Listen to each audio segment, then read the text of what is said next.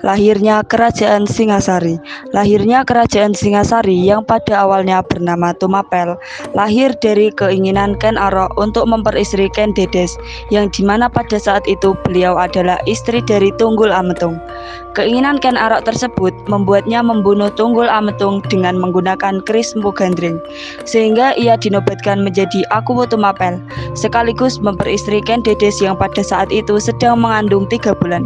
Lalu pada tahun 1222 Masehi, dengan dukungan pendeta, Ken Arok menyerang Kediri dan Raja Kertajaya.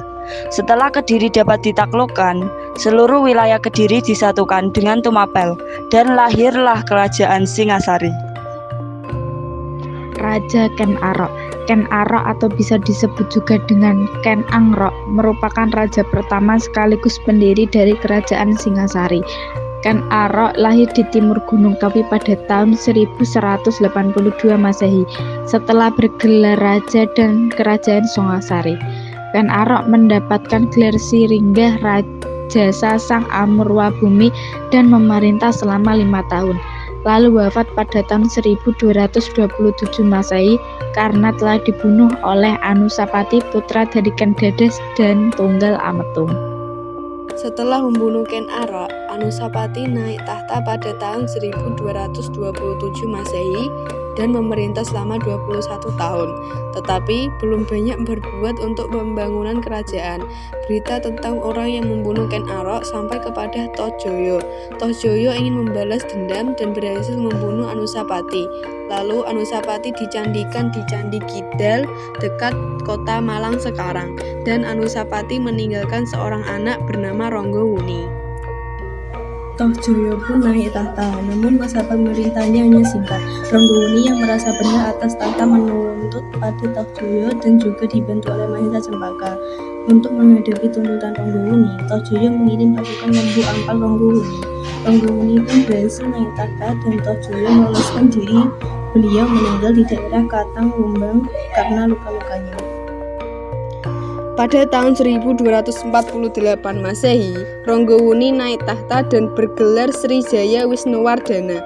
Ronggowuni didampingi Mahesa Cempaka yang berkedudukan sebagai Ratu Anggabaya dan bergelar Narasiha Murti.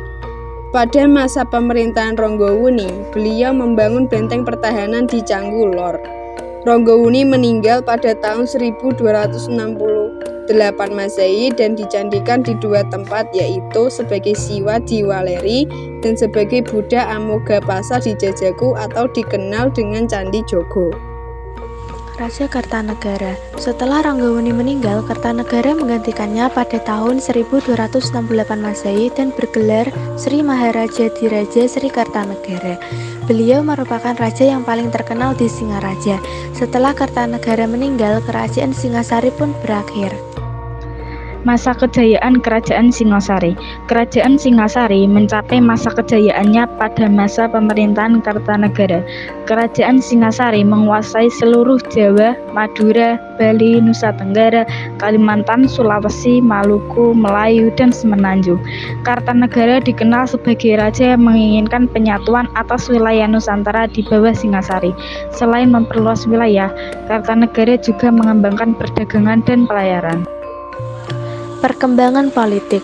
Raja Kertanegara membentuk badan-badan pelaksana dengan tujuan menciptakan pemerintahan yang kuat dan teratur. Raja mengangkat tim penasihat yang terdiri dari Rakrian 1 Hino, Rakrian 1 Serikan, dan Rakrian 1 Halu. Untuk menciptakan stabilitas politik dalam negeri, Raja Kertanegara melakukan penataan di lingkungan para pejabat. Prasasti Gajah Mada. Prasasti Singasari, juga dikenal sebagai Prasasti Gajah Mada, adalah sebuah prasasti bertarikh tahun 1351 Masehi, ditulis dengan menggunakan aksara Jawa kuno yang ditemukan di Singosari, Kabupaten Malang, Jawa Timur, dan sekarang disimpan di Museum Nasional Indonesia. Prasasti ini ditulis untuk mengenang pembangunan sebuah caitya atau sebuah bangunan suci atau monumen untuk penghormatan kepada Raja Kertanegara dan para Brahmana yang telah gugur saat terjadinya pemberontakan Jaya Katuang di Kerajaan Singasari.